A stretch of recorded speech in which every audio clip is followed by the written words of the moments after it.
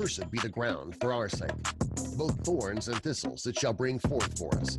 For out of the ground we were taken for the dust that we are, and to the dust we shall return. The From the Dust podcast features people who have had life-changing experiences. Here they share their stories and testimonials about how God can move and change a person's life. Welcome to the From the Dust podcast. Take a listen. Open your hearts and ears. Here's your host, James Science.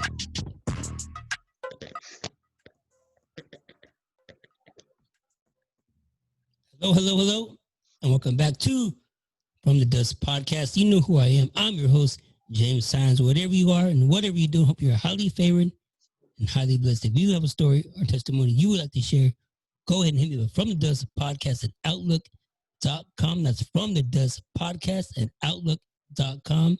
Stories need to be told. Voices need to be heard. Well, today we're going to do another episode, Growing Up PK, and my guest is here to talk about how he lived growing up PK. He knows it just as much as I do, and he knows it just as much as my little brother Felipe knows it, because this is my other brother Peter, and he's here to tell his story, his experiences, what it's like for him, and it's basically about his life growing up, what he lived through and what he went through, and what made him change his life for the better. Let's welcome my brother Felipe. Oh, not Felipe, aka Peter K. Foster. What's up, man? No much, man. Just glad to give an opportunity to be here on your show and share my story or my what happened to me. Because even though I grew up in church, my life went totally different direction than yourself and Felipe. So let's like I asked how all my guests, where did you grow up, dude? Canoga Park. In the west end of Sun Valley, Park, right? yeah, Sun Valley, but 92. When our parents got launched out to Canoga, went to Canoga since 92. But that's all I know is Canoga really growing up was Canoga Park. That's my big west childhood, end, man. Right? It's Mustang the Liquor. city, no pity. Some people do, I don't know about now, but back then when we were growing up, there wasn't no place to walk around if you weren't from there. Heck no. No. Let's talk about some of your experiences growing up at PK, because I know everybody's experience is a little bit different, and every relationship with the father and the son is different. So let's talk about some of your experiences. Well, like growing up as a PK practice kid, it had benefits. I learned a lot. I learned compassion, love, how to have unconditional love for people, and my father taught me just how to love people, regardless of how they treat you, regardless of what they say about you. Just love them, and I learned a lot. A lot of good. I seen men and women come into the recovery programs and change their life, and I seen the right way to live, and I seen the wrong way to live. As they would come in, their lives would be broken. They'd be broken themselves, miserable. No matter what they were going through, I was taught not to go that lifestyle, not to live that way. But at the end of it all, I did end up that way. I remember growing up as a PK, I was in sports a lot, and my dad had to juggle the ministry and the recovery program. So he was there as a father and as a spiritual leader or a spiritual advisor or whatever. But a lot of times he had to choose between his family and the church, and he chose the church. But at that time, I didn't understand why. I was mad. I was saying, why God? Why would he choose his church and people in the recovery program over me, over his son? But you know what? Now I see why he did that, because look at many people's life has been changed. Many people are living right and doing good now that he did that. So I'm no one to hate on my father for that, and no one to hate on God for what God has done through my dad for people's lives to be better. You know what I'm saying? Right. So it was a give or take. We had to go through the sacrifice, but at the same time, the people. Well, it's no one's more important than the other, but the people I guess needed it more, and the people that needed his love and unconditional were reaching it. It's all good because there's a lot of fruit that he still has. There's a lot of history, and there's a lot of people that's still serving God that are doing things for the Lord because of that. Yeah. You want to talk about? Go ahead. Like a sign up. Even like a sign up. Like growing up in the church, remember Dad had that lawn business or that landscaping business. Like, so we barely moved like 2-3 weeks ago, and here at our new house, I'm putting in grass, putting in all kinds of stuff, and my wife always like, "How do you know all that?" I go, "My dad." I go, "He did teach me something. He did teach me a lot of good things." And she tripped out on that. And then like a week ago, we seen Dad at Walmart, and I was all dirty. He goes, "What are you doing, mijo?" I go, "Doing my lawn." He goes, "Oh yeah." He goes, "What are you doing?" I told him, "I'm doing grass, flowers, and everything." I go, "You know what, Dad?" I go, "I learned that from you." And he got happy when I said that. Right. Like, Yeah, because that on we know this, but that always had. It took him a while to realize, um, what were the effects of his ministry and what it did on us not too long ago. yeah, So he always was always questioning them. Did I do right? Did I raise my kids yeah, right? And yeah, he that affirmed him from you telling him that. And Felipe has affirmed his life and his testimony for doing the works he's doing now in yeah, Antioch, and him still being involved in ministry, him doing the works of God. yeah, And this show has affirmed him through the episode we did with Felipe, and him showing us showing him our gratitude and dedicating to him. So he knows that it was a yeah, struggle, but at the same time, we acknowledged it to him that he did leave us a legacy. He did leave us, yeah, a love of God, love for the people. You want yeah. to tell was like growing up, because I know we were like too bad at kids growing up, but Well, everyone had yeah. their scene, everybody had See, did their growing thing. growing up as a PK, people look at you a certain way. They expect you to be a certain way, and I guess they want you to be a certain way. But like that's not every PK. Even though as a PK, I was still doing smoking weed, still drinking, still doing stupid stuff. Not representing my dad like how I should have. Not not being my dad's not keeper, but representing him as far as his last name and the pastor in the community. I was being something that he wasn't. And growing up as a PK, they look at you and they want you to be like that because, well, that's your dad and that's who you're representing. And like growing up as a PK, like I said, it had its good moments and its bad moments. Like a lot of perks, free food, a lot, and green rooms. Yeah, yeah, but then again, uh, growing up was just really good and bad for me because like my experience was different from your experience and different from Felipe's experience. I went through things happened to me, and like I got over them. I'm over them now, but like at one point, mom and dad didn't believe me. I told them something happened, and they don't want to believe it, but it was what it was, and like the person. Well, basically, what happened. Uh, Something happened. I was at the home, and like I didn't see them for years. I kept it this guy for years, and that was on Valerio Street. And ever since that time, I had a lot of hate towards my dad, a lot of anger for my dad because things will never happen. And up until maybe about 4 years ago, I let it all go. I finally told dad and mom, and I finally told him why I was mad at him for so long and why I felt that way about him. And like now, I feel free about myself. I let it all go. I told dad what happened. Now he knows why. I was mad at him, and I let it go. So growing as a PK was really really hard for me. Honestly, it was because I had to hold a lot of things in. I couldn't say nothing. I didn't want my dad as a pastor, tell him as a pastor, and him do something to blow his testimony in the community. You know what I'm saying? So I held a lot of stuff in. yeah, I get it, man. A lot of people know how the hardships of growing up, growing PK. Some people think it's easy. Some people think it's killing. Nah, There's a lot of work to it. There's a lot of yeah, things you have to because do. There's a lot of things when you can't say, and you have to act a certain way where you don't want to. And you just want to be yourself.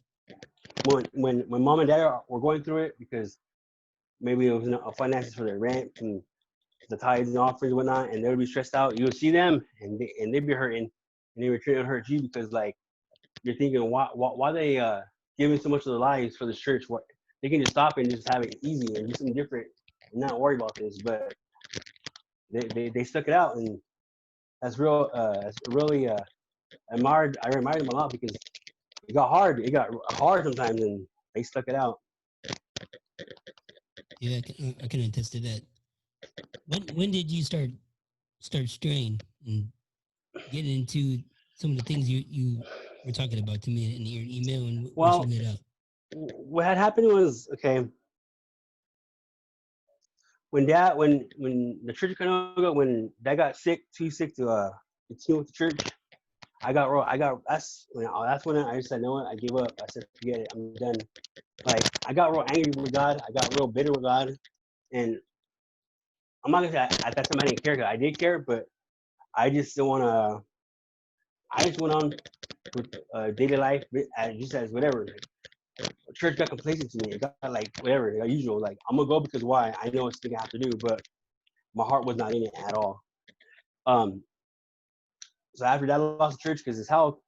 After I graduated high school, I went to Visalia, I moved up there, and I was gonna try to attempt to get better, try to attempt to let it go, but still, I couldn't let it go because I was mad at God for what happened with Dad, the church. So with that happening with Dad in the church, and then what happened years ago at the men's home and all that, like I said, up until 4 years ago, that's when I told Dad. That's when I got better. But where I messed up bad is when in 2009 when I got married. Before I had messed around with methamphetamine on my own with the friends, and I liked the high. And now when I got married, and my wife, who was in Wilmington at the time, she was an ex-addict. I got with her, and it was my idea to go get high. I took my wife to go get high, and I should not have did that. That was my mistake, and that's where everything went like really bad. We left church, went to her friend's house, because I knew that she had it, and I told her I want to get high. She goes, "That's on you. You do it."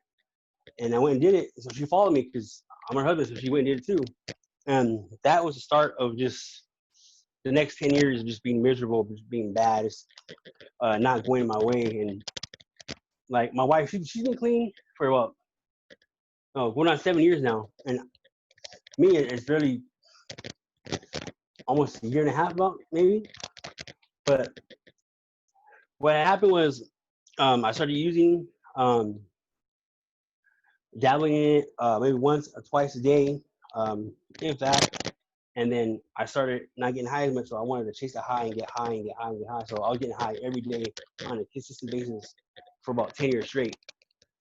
And God would tell me, "Hey, Peter, you need to chill. You need to stop." And that's all it would be. And I know what God telling me, God, I feel it in my heart, and I hear him in my mind, "Peter, chill, stop." And I still did it no matter what. I didn't care because I was mad at God. Even though I was mad at God, I still wanted to be involved in ministry because that's what I love to do. I love to play drums. I love being the worship team. Like, wow, that's something I love with my heart, with a passion. And I was even going to church, getting high before church, and playing on the worship team, and knowing it was wrong, but God knew my heart. God seen my heart. But I'm not saying it was right because God knew my heart. But I was struggling. I was mad at God, and but God seen that I wanted to be in church. That I wanted to be there, and God kept telling me, "Peter, I'm gonna take this from you, Peter. I'm gonna take it from you."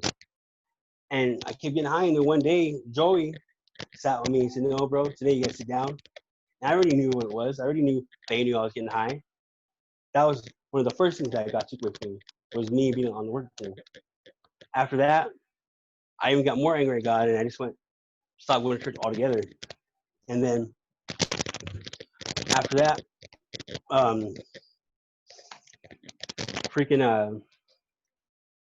I got really bad with my wife. We're fighting a lot because I was still getting high. I was still doing things that weren't of God, and like, and God said, "I'll give you a chance, Peter." So He did. But still, like an idiot, I was still getting high. I was still getting high. I could not stop getting high. That was the only thing that could stop my pain or numb my pain. And at that time, I didn't even want to pray, but I wanted to be there. And it was weird. It was weird. I didn't want to pray, but I wanted to be at church. But the only thing that numbed my pain was the high. So I started doing it again. And at that time, me and my wife were in Salmaville doing the same thing. God says, "Peter, I'm gonna take this from you again too, and I'm gonna take other things from you." And sure enough, I didn't listen to him. He took me off working, took my truck, and like, God warned me and me not stopping. I can't be mad at God for that. I couldn't be mad at myself, but I kept blaming God for it. Not putting the blame on me, but putting the blame on other people why I was getting high. Just excuses. And so it ended up to a point where I was almost using like 2 grams a day, smoking 2 grams a day. That's kind of a lot. 2017, it was September, I believe. One day I was getting high, and God said, Peter, look at it. He goes, I'm going to tell you right now. He goes, this is it. You need to stop. And he says, if you don't stop, I'm done with you. And like, I ignored it. And every morning I wake up, or not even wake up, I'll be in the bed, act like I'm sleeping next to my wife, thinking in my head, all right, I'm going to go take a hit in about 2 minutes. And God telling me, Peter, don't do it. He goes, don't do it. He goes, I'm going to give you heart failure. I'm going to take your heart from you, Peter. He goes, watch. And I still did it. So one day I was in the garage getting high, and all of a sudden I got weak. I felt dizzy, and I couldn't breathe. I was like, what the heck is going on? So I stood right to the garage for a couple minutes, and as I felt better, I went to the room, and then forget it. Days after that, the next few days I was weak. I couldn't walk like a block before I got winded. I got tired, and I was struggling, and I couldn't breathe nothing. And so Isabel's her uncle came over one day. He goes, hey, Pete, what's wrong with you, man? He goes, you don't look too good. I go, I'm fine, dude. I'm fine. He goes, you smoke too much, dude. He goes, you need to stop. And then he goes, you better go get yourself checked out. So I was about to go to the doctor. It's the pharmacy to get like some medicine or whatever. And they said, nah. He goes, we're taking you to the hospital. So I went to the hospital, and then as I got there, I was making excuses not to go in to see the doctor because I didn't want my wife to find out I was getting high. But she kind of knew, but she didn't know for sure. And I was afraid of for her to find out. So I was trying to not go to the doctor. So finally, get to ER, check in, and do all the tests and stuff. And it was hours, bro, like maybe 3-4 hours before anyone seen this after my test. And I seen the doctor. I go, hey, can I go home? What's going on? I go, I don't want to be here. He goes, we're gonna keep you. I'm like, why? He goes, 2 things. He goes, your heart. He goes, not good. He goes, you're having heart failure, bro. He goes, right now you're I can't tell you what's really going on. He goes, plus you have liver disease. And when he said all that, I started crying, and Isabel started crying. He goes, what's wrong? He goes, if you tell me what's going on, Peter, he goes, you'll live. But if you lie to me and not tell me what's going on, and you leave here today, he goes, you will die. So when he said that, I just told him everything, that I was on drugs for the last 10 years. And when I told him that, I know Isabel was mad. She could have left me, man. All those years of me being on drugs, she could have left. But she stuck by me, and she stood there.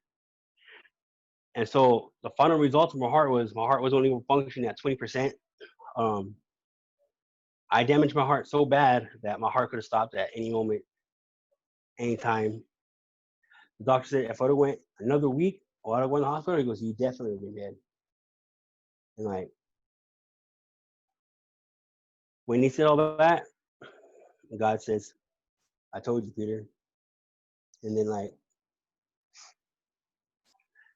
I'm not gonna say I'm perfect, but I'm not gonna say I haven't done it. But I've done it after that. But anytime I have, I've gotten like I have a defibrillator and a pacemaker in my chest right here. So anytime I have it, that thing regulates, man. It can tell when your heartbeat goes up, and tell when your heartbeat goes down. So if my heartbeat goes up to a certain point, it'll shock me, and it'll bring it back down. So if I try to get high, my heart goes so fast, it'll keep shocking me until my heart goes down to the right normal pace. Like, I just want to say God's grace was so efficient on my life. His mercy, he gave me so much, and I didn't deserve none of it, dude. None of it at all. But God gave me chance after chance after chance after chance. And I kept taking advantage of him. And that's not right. And I'm here today, and I could be so much doing better than where I am at right now if I would have just listened to God and been doing what I was supposed to do all those years ago. You know what I'm saying? Like, right now, me and my wife, honestly, we're looking for a church to go to, you know, because I want to find that place where I feel at home, where I feel like that's where I'm really going to grow.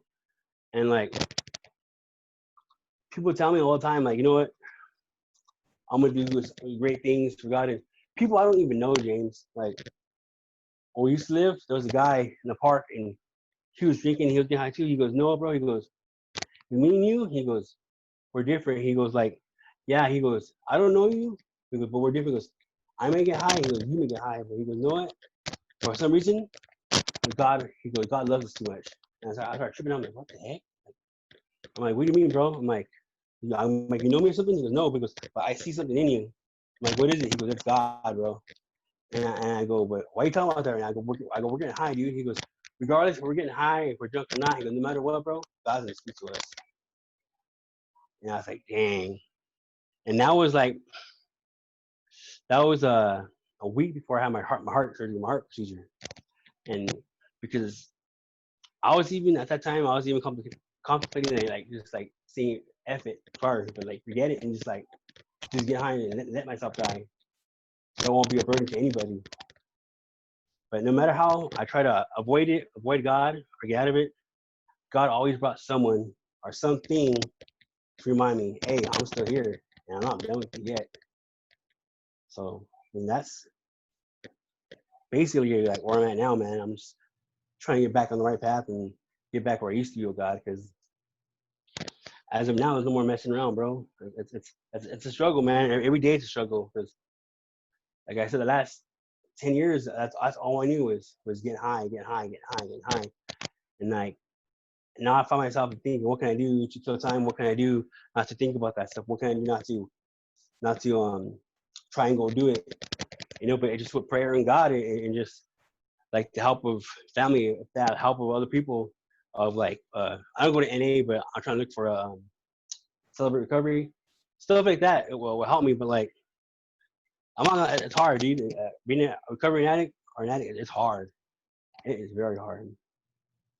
But at least I tell people like you don't. I'm gonna be honest. If people take this the wrong way, I don't really care. This is my show. This is my voice. I'm gonna say what I say. If you got a problem, they can switch the channel. They can push stop. I don't care. As long as you have a relationship with God, as long as you know He's your Savior, He's there for you, and you pray to Him, you meditate on His Word, and you worship.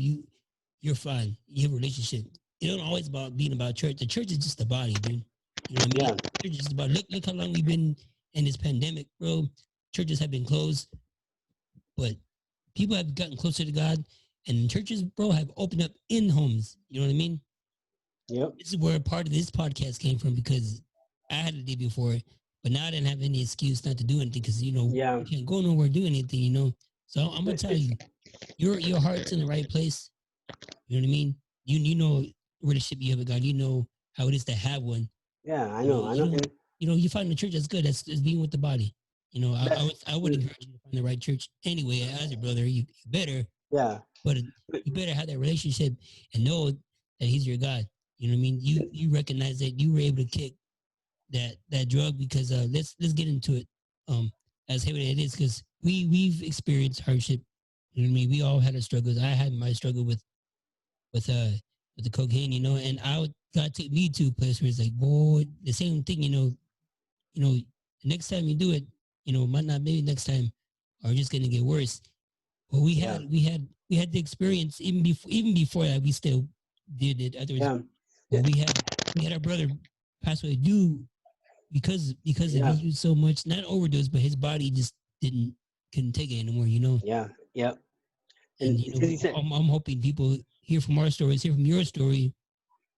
and since you said that like about having a relationship with God, even though I was getting high, like I'll fight with my wife all the time. She goes, "How you gonna go out and get high and pray to God?" And like I'll really be getting high and I'll pray and I'll be real about my prayers. And you know what? God sees my heart. He knows what I'm going through, and God sees me that I'm struggling with this. And I go, "There's no excuse for me to go and get high, but God knows my heart. He knows where I'm at. He knows what I want to do. He knows how hard it is." And like me seeing John the way he was, and at that time, some people said, "Oh, that should have made you stop. That should have changed your life." I'm like, no, who are you to say that? Because you're not in my shoes. And like me, doing what I did, even now, like I said, it's a struggle. Me doing what I did, making myself sick that way, making my heart fail, making my whole body just shut down. I'm not gonna sit here and lie and say I haven't done it after that. Yeah, I have, but anytime I have done it after that, I'll wake up whenever I woke up again and my feet, because I was using, wouldn't circulate my blood right. It was all from the medication, so I'll start drinking a lot of water. Then my feet would get really fat, and then I'll start feeling sick, and I'll start feeling like crap. And God says, "You want this again?" And that's something that stopped me because God, how He makes me feel. Because I'll feel like, dude, oh man, I feel like I'm dying in the hospital. Like anytime I touch that stuff, man, and that's the only thing. That's not the only. That's the thing that's making me go right. Because God, she's not playing with me anymore, man. She's not. And like, the reason why I want to share this is because like everyone's story is different. Everyone goes through different.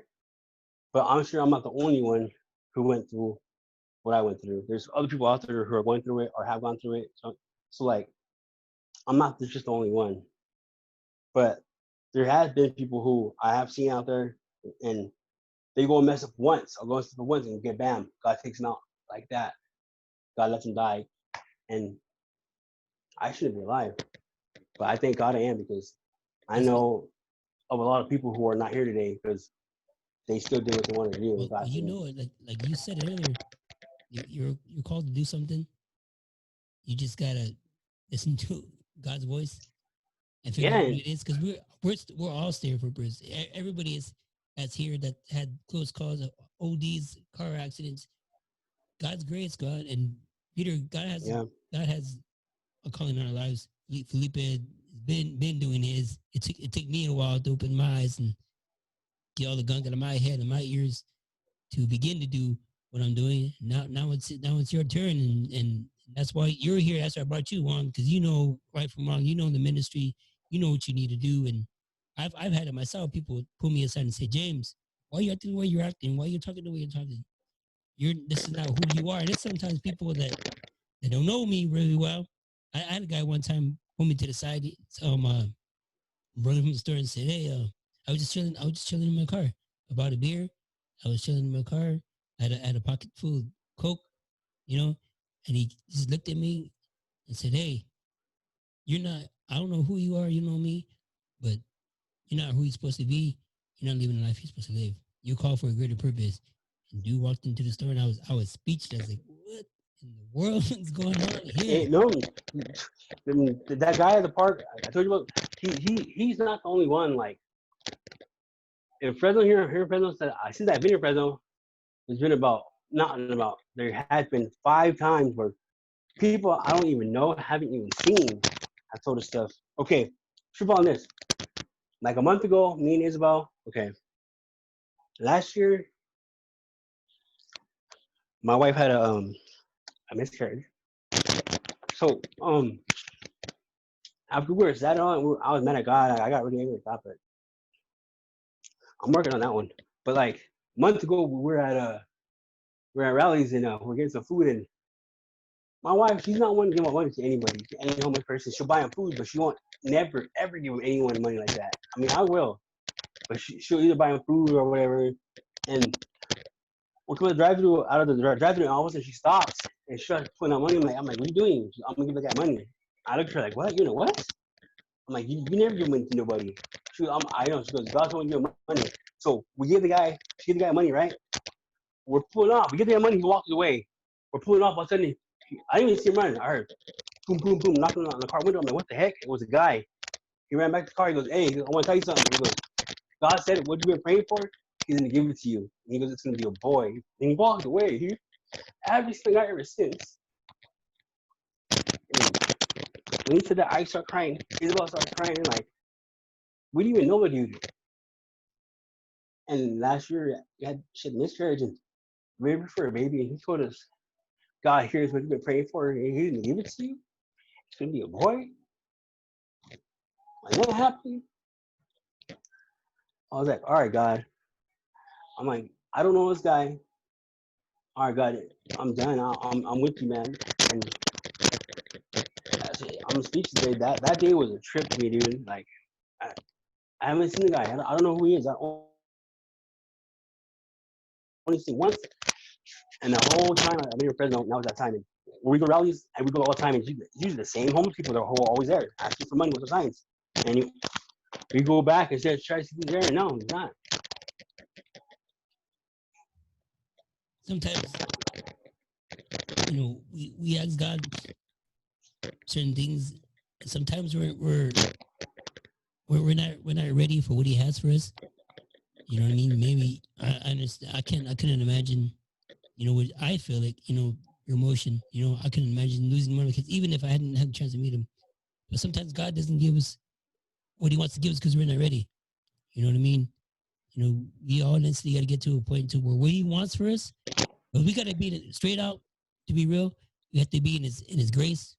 Yeah. We have to be in His goodwill. God's not going to give us what we want and that's our prayers unless we do what He wants us to do.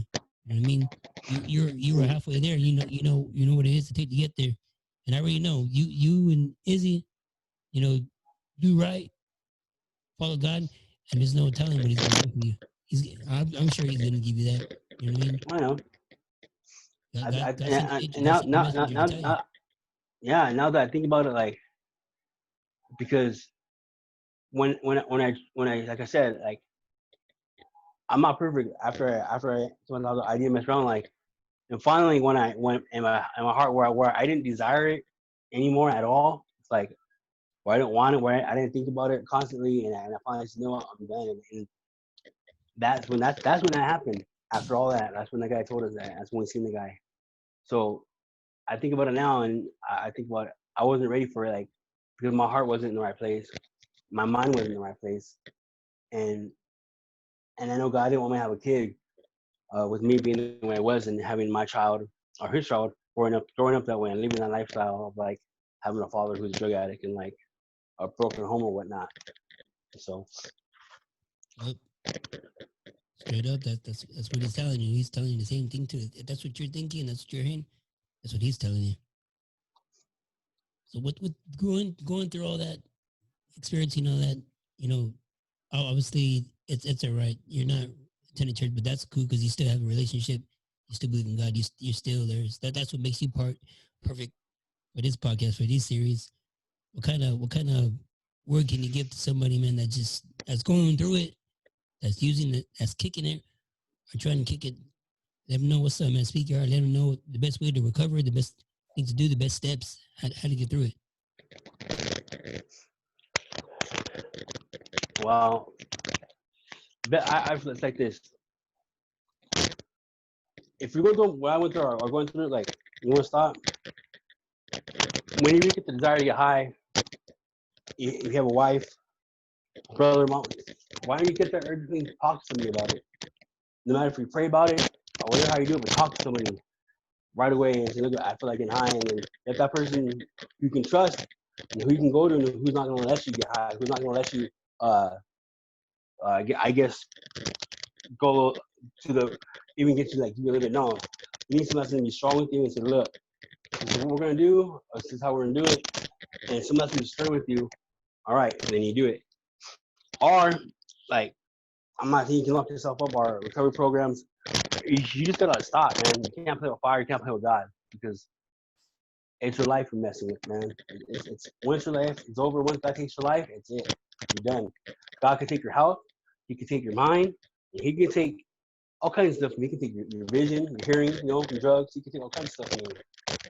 But how much is it gonna take of all that for you to say, okay, I'm done. I don't want to do it anymore. Just think about it that way. I mean, at the time, I wasn't thinking about it this way. I was thinking about it now until it happened to me. Until I was on that bed with the crash cart everywhere I went, because my heart couldn't stop. And I was like, dang, this is real. This is actually happening to me. Think about it that way. If your life depends on it, man. That's all I gotta say. Your life depends on it. Depends on serving God. Depends on not doing drugs and just not playing with God. Because play with God, God can say, I'm done with you, and that's it. But my grace is not your grace, and my mercy is not your mercy. So hear my story. Don't be like, oh yeah, God gave him so much grace, so I'm gonna have that grace. I'm the one to say it's true or not, but God's God. He does what he wants to. Yeah, man, bring a good point. Just because some people make it through many years of addiction, some people make it many times using that one time People, can be last, and that's it. yeah, people use once or twice and bam, they're dead. Or people go for years out using it and they stop and they won't mess up just that one time. Just the one time they messed up and they OD and die. I don't want that to be me. I don't want my wife to come home and see me dead. What the fuck? Ooh, sorry for cousin. I'm getting worked up. Sorry. I don't want my wife to come home. I don't want my wife to come home and see me dead on the floor from a heart attack with a pipe on the floor. You know how much that's gonna make her hurt and go through crap? It's not good. It's not. Like I was numb to all the pain I was causing. I didn't see all the crap I was causing other people until like now. God's actually opening my eyes through my brother-in-law the way he acts when he's on that crap, and I see it. I see it firsthand. Like, dang.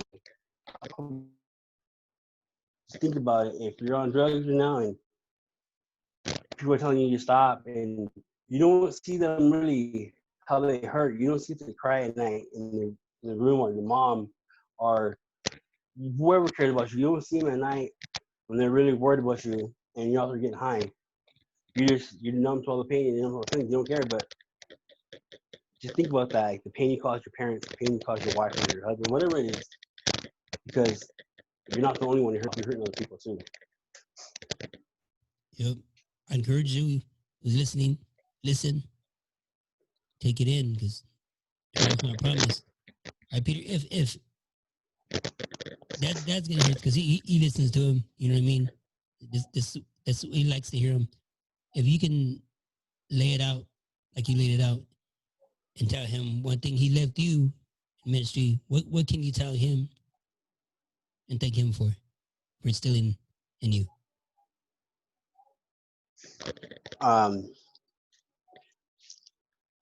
Really, like how to not to the cheek, but just how to like. I guess it's like love someone no matter what, you know.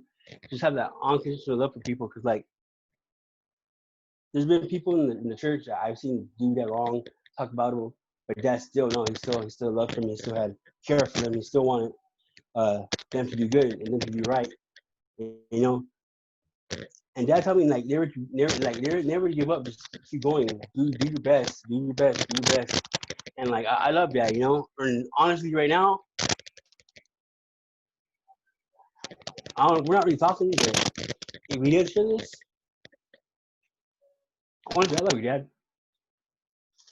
I don't want problems. I want to see you and stuff, dude. But for whatever reason, I don't know if you're mad at me, but if I did anything wrong to you, sorry.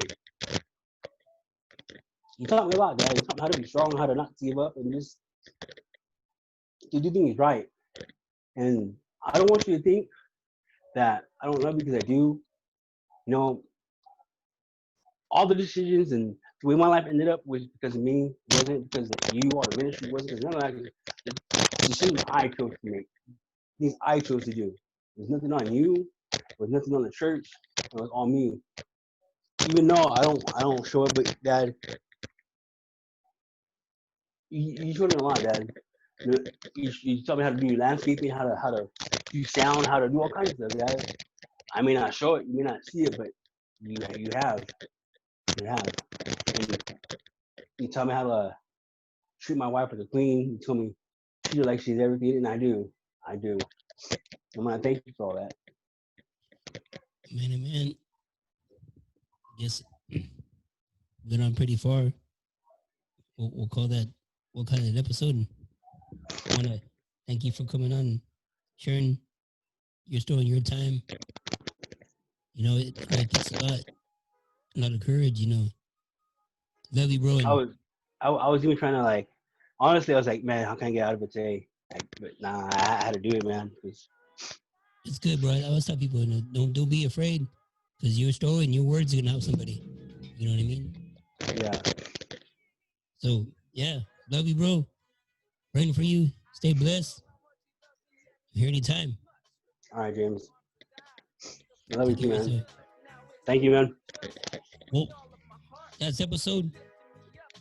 I pray you take in the word and listen to what's been spoken. If you have a story or testimony you would like to share, go ahead and hit me up from this podcast at outlook.com. That's from this podcast at outlook.com. Stories need to be told. Voices need to be heard. Y'all be blessed. my tail, and I just can't shake it. If I can hit one more time, I don't know if I could make it, but I take it like a man.